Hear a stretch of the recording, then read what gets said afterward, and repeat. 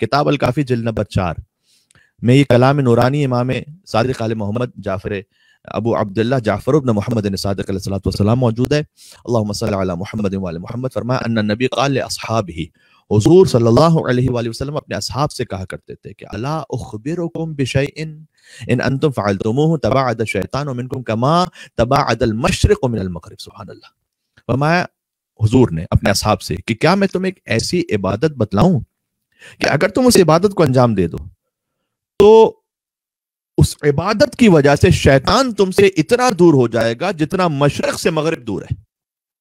یعنی تم میں اور شیطان میں اتنا فاصلہ ہو جائے گا جتنا مشرق اور مغرب ہے، ایسٹ اینڈ ویسٹ. قالوا بلا. تو صحابہ کرام نے کہا یا رسول اللہ بیان فرمائیے گا کہ وہ کون سی عبادت ہے کہ جس سے شیطان ہم سے اتنا دور ہو جائے گا. حضور نے جواب دیا الصوم. فرمایا روزہ رکھو.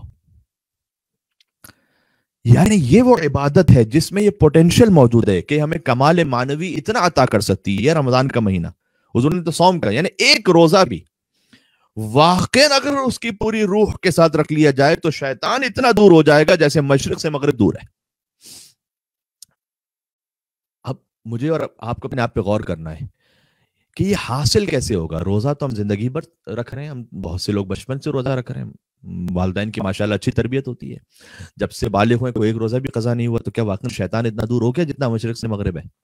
سوال یہ کہ حاصل کیسے ہوگا. تو حضور نے کہا کہ اس عبادت میں صلاحیت ہے کہ شیطان تم سے اتنا دور ہو جائے. اب اس حدیث کو مکمل کروں پھر اس پہ بات کرتے ہیں. آگے فرمایا کہ یسود وجہ، روزہ شیطان کے چہرے کو سیاہ کر دیتا ہے. یعنی شیطان ذلیل و رسوا ہو جاتا ہے. جب آپ روزہ رکھتے ہیں جو ہمارا کھلا ہوا دشمن شیطان عدو مبین وہ ذلیل اور رسوا ہو جاتا ہے. اس کی برکتیں رمضان کی اور روزے کتنی زیادہ ہیں. وَالصَّدْقَةُ تَكْسِرُ الظَّهْرَ، اور صدقہ دینا شیطان کی کمر کو توڑ دیتا ہے. وَالْحُبُّ فِي اللَّهِ وَالْمُوَاظَرَةُ عَلَى الْعَمَلِ الصَّالِحِ يَقْطَعُ دَابِرَهُ، اور اللہ کی خاطر محبت کرنا اور نیک اعمال کو پے در پے بجا لانا، یعنی ایک کے بعد ایک. اس میں نیک اعمال جو بھی ہم شروع کریں اس میں گیپ نہ دیں. یہ شیطان کی کمر کو توڑ دیتا ہے، اس کی آگے کے لیے اس کے راستوں کو بند کر دیتا ہے.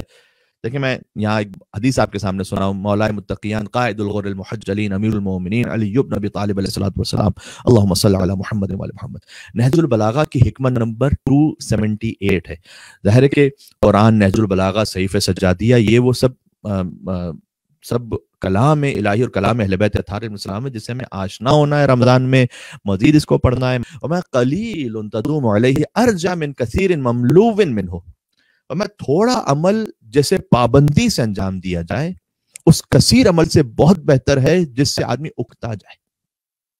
ایک دن آپ نے بہت زیادہ دعائیں پڑھی، قرآن کی تلاوت کی، نمازیں پڑھی، وظیفے کیے، لیکن اکتا گئے، بس اب دل بھر گیا، اگلے دن کرنے کا دل نہیں چاہ رہا. اس سے بہتر تھا کہ تلاوت قرآن کیجیے، چاہے کم ہو لیکن روزانہ ہو. یہ آج کی گفتگو کا گویا ایک طرح سے پہلا فرسٹ بلٹ پوائنٹ ہے. کم عمل لیکن مستقل کیجیے. کسی کی مدد کریں، صدقہ دیجیے، اپنی حیثیت کے مطابق صحیح، لیکن کوشش کیجیے اسے مستقل جاری رکھیں. نماز شب پڑھیے 3 رکعت صحیح، لیکن کنٹینیوٹی کے ساتھ پڑھیے. اچھا ابھی آپ کیجیے گا تو کیا ہوگا؟ ایک کم عمل جسے آپ کنٹینیوس کرتے رہیں گے عمل صالح تو کیا ہوگا؟ یقطع دابرہ، اللہ شیطان کے برے ارادوں کو آپ سے روک لے گا. وہی روزے کا جو مقصد ہے کہ روزہ رکھنے سے شیطان اتنا دور ہو جائے گا جتنا مشرق سے مغرب. تو حضور نے فرمایا کہ روزہ شیطان کے چہرے کو سیاہ کر دیتا ہے، صدقہ اس کی کمر کو توڑ دیتا ہے. والاستغفار یقطع وتینہ، اور ساتھ میں اگر مغفرت بھی طلب کرتے چلے جائیے، سبحان اللہ کیا کہنا، تو یہ شیطان کی شہرت کو کاٹ دے گا. بات واضح ہو رہی ہے. تو حضور نے گویا یہ ایک مکمل، جس کو ہم کہتے ہیں نا کہ کمپلیٹ پیکج. وَلِكُلِّ شَيْءٍ زَكَاةٌ وَزَكَاةُ الْأَبْدَانِ الصِّيَامُ، پھر فرمایا کہ ہر شے کی ایک زکوٰۃ ہے اور بدن کی زکوٰۃ روزہ رکھنا ہے.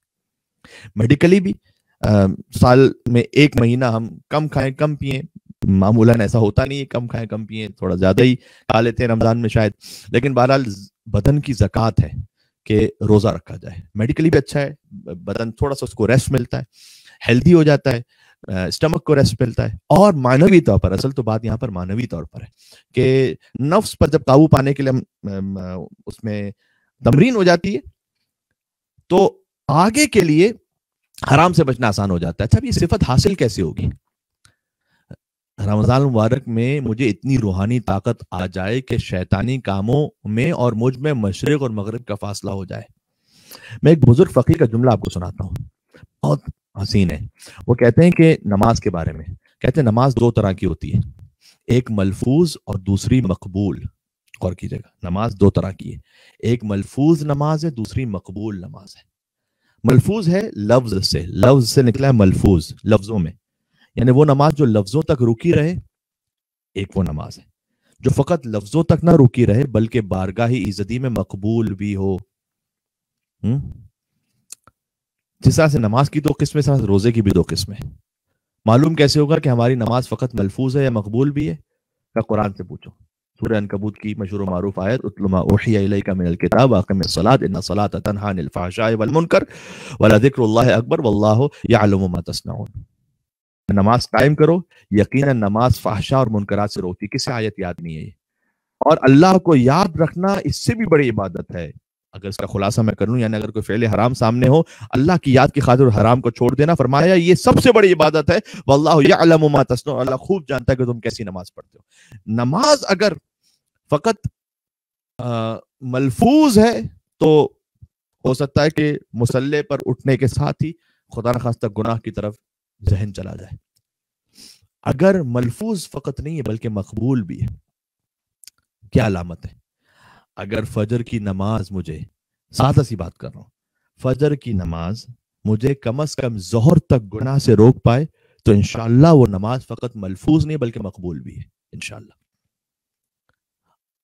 اگر آج کا روزہ, آج جو روزہ رکھا آپ نے, انشاءاللہ کل تک کم از کم مجھے گناہوں سے روک پائے, آپ کو اور مجھے, تو فقط شام, یعنی فقط یہ شکم کا روزہ نہیں تھا بلکہ پورے وجود کا روزہ تھا. شکم کا روزہ رکھنا, ایک عارف بزرگ سے بات منقول ہے, وہ اپنے شاگردوں سے پوچھتے تھے کہ آج روزہ آج ختم ہوا نا, فرض کیجیے کہ آپ سے پوچھا آج کتنے روزے رکھے آپ نے, تو آپ کیا کہیں گے تعجب سے اسے؟ میاں نمازیں تو دن میں زیادہ ہو سکتی ہیں, ایک سے زیادہ, مثلا آپ ظاہر فجر پڑھی آپ نے, ظہر عصر مغرب عشاء نافلہ نمازیں پڑھی ہوں گی انشاءاللہ, تو لیکن یہ کیا سوال ہے کہ روزے کتنے رکھے؟ روزہ تو ایک ہی رکھا آج. تو وہ کہتے تھے کہ یہ تو ایک شکم کا روزہ ہے جو رکھا ہے, جو آسان ترین تھا, یعنی جو ہم مشکل ترین سمجھتے ہیں وہ آسان ترین تھا, وہ رکھا ہے فقط.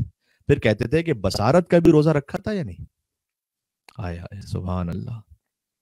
یعنی ہر وہ منظر جو دیکھنا حرام ہے اس سے اپنے آپ کو بچا لو, یہ ہے بصارت کا روزہ, نگاہوں کا. پھر کہتے تھے سماعتوں کا روزہ بھی رکھا تھا یا نہیں؟ فقط ایک روزہ رکھنے سے بات نہیں بنے گی, ایک روزہ رکھنے سے وہ فرض تو ادا ہو جائے گا, آپ کو قضا نہیں کرنی اس کی. لیکن کتنے ہی روزے دار, امیر المومنین کا کلام, کتنے روزے دار ایسے جنہیں بھوک اور پیاس کے سوا کچھ نہیں ملتا. تو کیوں نہ ہم اپنے روزے کو پورے وجود کا روزہ بنا لیں. پھر پوچھتے تھے وہ اپنے شاگردوں سے, میں آپ سے تو فقط ایک طالب علمانہ طور پر عرض کر رہا ہوں بات کو, پوچھتے تھے کہ سماعتوں کا بھی روزہ رکھا تھا یا نہیں؟ یعنی ہر وہ شے, ہر وہ آواز جو سننا حرام ہے اس سے اپنے آپ کو محفوظ رکھا تھا یا نہیں؟ یعنی فقط غنا کی بات نہیں ہے, غنا تو حرام ہے ہی, میوزک, غیبت مثلا نہ سنیے, کم از کم رمضان میں اپنے آپ کو بچا کے رکھیں کہ میں غیبت نہیں سنوں گا, مجھے فقط شکم کا روزہ نہیں رکھنا, مجھے پورے وجود سے روزہ رکھنا ہے.